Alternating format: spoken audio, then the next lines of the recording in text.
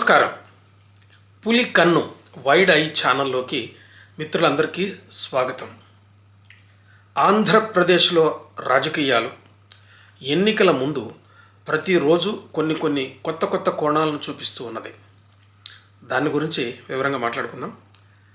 ఈ చర్చలోకి పోయే ముందు మిత్రులందరికీ నా సూచన, పులి కన్ను వైడ్ ఐ ఛానల్కి చాలామంది చూస్తున్నారు. సబ్స్క్రైబ్ చేయని వాళ్ళు కూడా చాలామంది చూస్తున్నారు. అందరికీ నా మనవి ఏంటంటే, మీరు ఈ ఛానల్కి సబ్స్క్రైబ్ చేస్తే నేను వీడియో అప్లోడ్ చేయగానే మీకు వెంటనే నోటిఫికేషన్ వస్తుంది, మీరు చూడవచ్చు. ఇది సౌకర్యం. అలాగే మీకు నచ్చితే లైక్ చేయండి.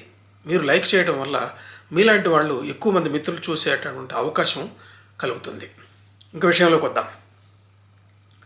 చంద్రబాబు నాయుడుకి ఈ ఎన్నికలు చాలా వ్యక్తిగతంగా చాలా అవసరమైన, గెలవవలసినటువంటి ఎన్నికలు. డూ ఆర్ డై అన్నట్టుగా, చావో రేవో అన్నట్టుగా తేల్చుకోవాల్సినటువంటి ఎన్నికలు.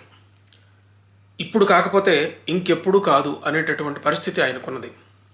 వయస్సు రీత్యా, ఇప్పుడున్నటువంటి రాజకీయ వాతావరణం రీత్యా తెలుగుదేశం పార్టీని గెలిపించి తనతో పాటు ఉన్నటువంటి ఎన్డీఏ భాగస్వాములు బీజేపీ, జనసేన ముగ్గురు సరైన సీట్లు గెలిచి అధికారంలోకి రావాల్సినటువంటి అవసరము, అగత్యము చంద్రబాబు నాయుడికి ఎక్కువగా ఉన్నది.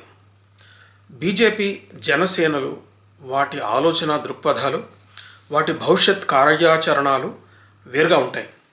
కానీ చంద్రబాబు నాయుడికి, ఆయన అధీనంలో ఉన్నటువంటి తెలుగుదేశం పార్టీకి ఈ ఎన్నికలు చాలా కీలకమైనవి. ఇలాంటి సందర్భంలో చంద్రబాబు నాయుడు మాట్లాడే ప్రతి మాటకు విలువ ఎక్కువ ఉంటుంది. చేసే ప్రతి ప్రతిపాదనలకు, చేసే ప్రతి వాగ్దానానికి చాలా విలువ ఎక్కువ ఉంటుంది.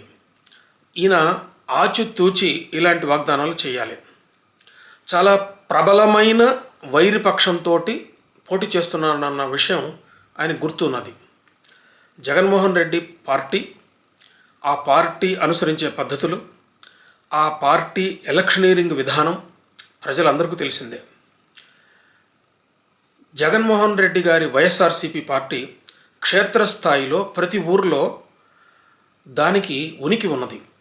అంతేకాకుండా చాలా గ్రామాలలో దానికి చాలా గట్టి క్షేత్రస్థాయిలో బలం ఉన్నది. వాళ్ళ శైలి ఒకటి ఉన్నది. దాన్ని ఢీకొట్టి గెలవటం అంత తేలిక కాదు. ఈ విషయం చంద్రబాబు నాయుడుకి కూడా తెలుసు, బీజేపీ పార్టీకి తెలుసు, జనసేన పార్టీకి కూడా తెలుసు. చంద్రబాబు నాయుడుకి ఈ గెలుపు చాలా తప్పనిసరి అవసరం అనుకుంటున్న ఈ సందర్భంలో ఆయన చేసేటటువంటి వాగ్దానాలు ఆశ్చర్యపరుస్తున్నాయి.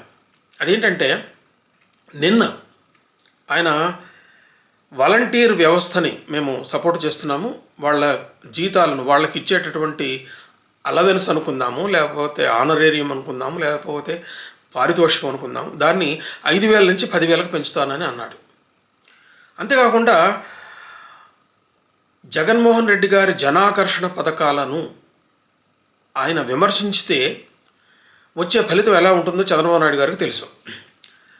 జగన్మోహన్ రెడ్డి గారు చేస్తున్నటువంటి జనాకర్షణ పథకాలు చాలా డీప్ రూట్లోకి ప్రజల్లోకి వెళ్ళిపోయినాయి. బటన్ నొక్కి డబ్బులు నేరుగా లబ్ధిదారుడి ఖాతాలోకి, బ్యాంక్ అకౌంట్లోకి వేసే కల్చరు మొట్టమొదటి మొదలుపెట్టింది జగన్మోహన్ రెడ్డి గారు అని చెప్పాలి. ఇండియన్ పాలిటిక్స్లో ఇది ఒక కొత్త కోణం. అంటే మధ్యవర్తి లేకుండా, డబ్బులు మధ్యవర్తిలో ఆవిరైపోకుండా డైరెక్ట్గా లబ్ధిదారుకు చేరడం. రకరకాల పథకాల కింద ఈ బటన్ నొక్కే కల్చర్ని జగన్మోహన్ రెడ్డి గారు తీసుకొచ్చాడు. ఈ కారణంగా రకరకాలుగా ఉన్నటువంటి ఈ సంక్షేమ పథకాలు జూనియర్ లాయర్లకి, ఆటోలు నడిపే వాళ్ళకి, వేరువేరు వృత్తుల వాళ్లకు, చాలామందికి ఈ డైరెక్ట్గా వాళ్ళు లబ్ధి పొందారు. ఆ ప్రభావం క్షేత్రస్థాయిలో చాలా గట్టిగా ఉంటుంది. ఈ విషయం చంద్రబాబు నాయుడు గారికి తెలుసు. కాబట్టి ఇలాంటి పరిస్థితిలో చంద్రబాబు నాయుడు గారి వ్యూహం ఏంటంటే, వైఎస్ఆర్సీపీ ఇచ్చే ఈ జనాకర్షణ పథకాలు గుర్తుపెట్టుకొని ఈ సంక్షేమ పథకాల కంటే ఎక్కువగా మేము ఇస్తామని చెప్పాలని ఆయన అనుకుంటున్నాడు. ఈ క్రమంలోనే ఆయన ఇప్పుడు వాలంటీర్ వ్యవస్థను గురించి మాట్లాడుతున్నారు. వాలంటీర్కి డబుల్ పారితోషికం ఇస్తానని చెప్తున్నాడు. ఇదే తెలుగుదేశం పార్టీ సంవత్సరం క్రితం, ఇంకా కొద్ది రోజుల క్రితం ఈ వాలంటీర్ వ్యవస్థని చాలా తీవ్రమైనటువంటి పదజాలంతో చాలా తీవ్రంగా విమర్శించారు. తెలుగుదేశం నాయకులు చాలా తీవ్రంగా విమర్శించారు వాలంటీర్ వ్యవస్థని. ఇది గ్రామీణ స్థాయిలో ఉన్నటువంటి గ్రామ పంచాయతీలకు, పంచాయతీరాజ్ వ్యవస్థకు ప్యారలల్గా ఉందని, ఈ వాలంటీర్లు వైఎస్ఆర్సీపీ పార్టీకి వాలంటీర్లుగా పనిచేస్తున్నారని, వాళ్ళ కార్యకర్తలుగా పనిచేస్తున్నారని, అట్లాగే ప్రతి కుటుంబంలో ఉన్నటువంటి ఎంతో సమాచారాన్ని పార్టీకి అందిస్తున్నారని, అట్లాగే పార్టీ చేసే కార్యకలాపాలు అన్నిటినీ వీళ్ళు నిర్వహిస్తున్నారని ఇలా తెలుగుదేశం పార్టీ చాలా తీవ్రమైనటువంటి విమర్శలు చేసింది. ఈ కారణంగా ఒక దశలో తెలుగుదేశం పార్టీ అధికారంలోకి వస్తే వాలంటీర్ వ్యవస్థని రద్దు చేస్తారు అనే టాక్ కూడా వచ్చింది. కొంతమంది తెలుగుదేశం నాయకులు వాలంటీర్ వ్యవస్థని రద్దు చేస్తాము అన్నట్లుగా వార్తలు వచ్చినట్టుగా కూడా మనం గమనించాం.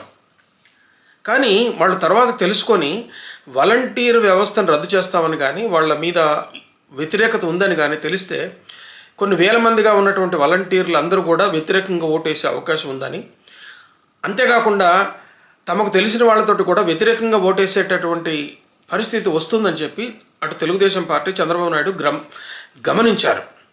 ఈ కారణంగానే వాళ్ళు ఇప్పుడు ఎన్నికల ముందు వాలంటీర్ వ్యవస్థకు మేము వ్యతిరేకం కాదని, అలాగే ఇంకా వాళ్లకు పారితోషికం పెంచుతున్నారని చెప్తున్నారు. బాగానే ఉంది. ఇది తను ఎన్నికల్లో గెలిచే వ్యూహంలో ఒక భాగంగానే దీన్ని ఎన్నుకున్నారని చెప్పాలి. సరే, పార్టీ అనుసరించే విధానాలు ఇలా ఉంటాయి.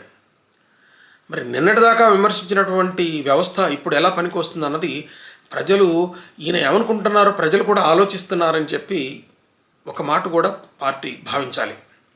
అంతేకాకుండా 2500 ఇచ్చే పెన్షన్ని 4000 వరకు పెంచుతానని, అట్లాగే దివ్యాంగులకు ఇచ్చే పెన్షన్ 6000 వరకు పెంచుతానని ఇట్లా ఎడాపెడా వాగ్దానాలు చేసేస్తున్నారు.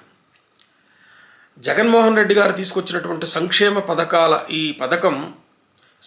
పథకాల వల్ల అభివృద్ధి ఏమీ జరగలేదని తెలుగుదేశం చేసినటువంటి, ఇతర పార్టీలు చేసిన తీవ్ర విమర్శల్లో అదొక విమర్శ.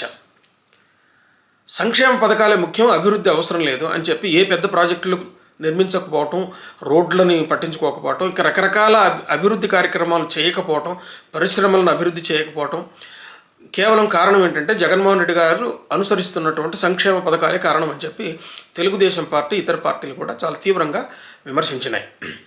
ఈ విమర్శను దృష్టిలో పెట్టుకొని ఇప్పుడు తెలుగుదేశం వైఎస్ఆర్సీపీ కంటే ఎక్కువగా సంక్షేమ పథకాలు ప్రవేశపెడతామని చెప్పి ఎడాపెడా వాగ్దానాలు చేస్తే, ఇప్పుడున్నటువంటి పరిస్థితిలో రాజకీయంగా ఎన్నికల పరంగా లబ్ధి పొందాలని ఇప్పుడు చేస్తున్నా కూడా రేపు ఇదే తెలుగుదేశం అధికారంలోకి వస్తే ఆర్థిక పరంగా చాలా తీవ్రమైనటువంటి పరిస్థితుల్ని ఎదుర్కోవాల్సి వస్తుంది. ఆంధ్రప్రదేశ్ రాష్ట్రాన్ని కొన్ని తరాలుగా తీర్చలేని అప్పుల కుప్పలో నింపేశారని చెప్పి చేసేటటువంటి తెలుగుదేశం పార్టీ ఇదే ఆర్థిక పరిస్థితిని తాను అధికారంలోకి వచ్చిన తర్వాత స్వీకరించవలసి వస్తే వీళ్ళు ఇప్పుడు చేస్తున్నటువంటి వాగ్దానాలన్నింటినీ అమలు చేయడానికి మరింత రెట్టింపుతో అప్పులు చేయాల్సి వస్తుందన్న విషయాన్ని గుర్తుపెట్టుకోవాలి. ఈ విషయాన్ని ప్రజలు గమనిస్తున్నారు అని కూడా గుర్తుపెట్టుకోవాలి. మీరు ఎడాపడా ఇంకా వాగ్దానాలు చేస్తూ పోతే, మేనిఫెస్టోలో వీటిని కలుపుతూ పోతే ప్రజలు గమనిస్తే మీ ఆశయాలకు కూడా భంగం కలగవచ్చు అని చెప్పి పార్టీ గుర్తించాల్సినటువంటి అవసరం ఉన్నది. కాబట్టి తెలుగుదేశం పార్టీ ఈ రోజున అది చావో రేవో అనేటటువంటి ఎన్నికల పరిస్థితిని ఎదుర్కొంటూ ఉన్నది. చాలా బలమైనటువంటి రాజకీయ పక్షాన్ని ఢీకొట్టబోతున్నది, బలమైన రాజకీయ శక్తిని ఢీకొట్టబోతున్నది. ఇలాంటి సందర్భంలో వాగ్దానాలు చేసే ముందు ఆలోచించి ప్రాక్టికల్గా, ప్రత్యక్షంగా ఏది సబబుగా ఉంటుందని చెప్పి నిర్ణయించుకోవాలి.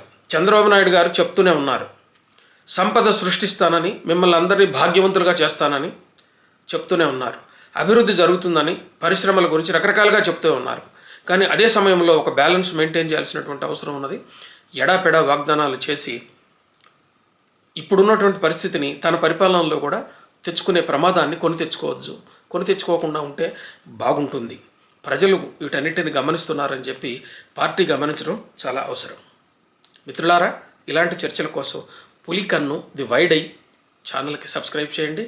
మీకు నచ్చితే లైక్ చేయండి, మిత్రులకు షేర్ చేయండి. నమస్తే.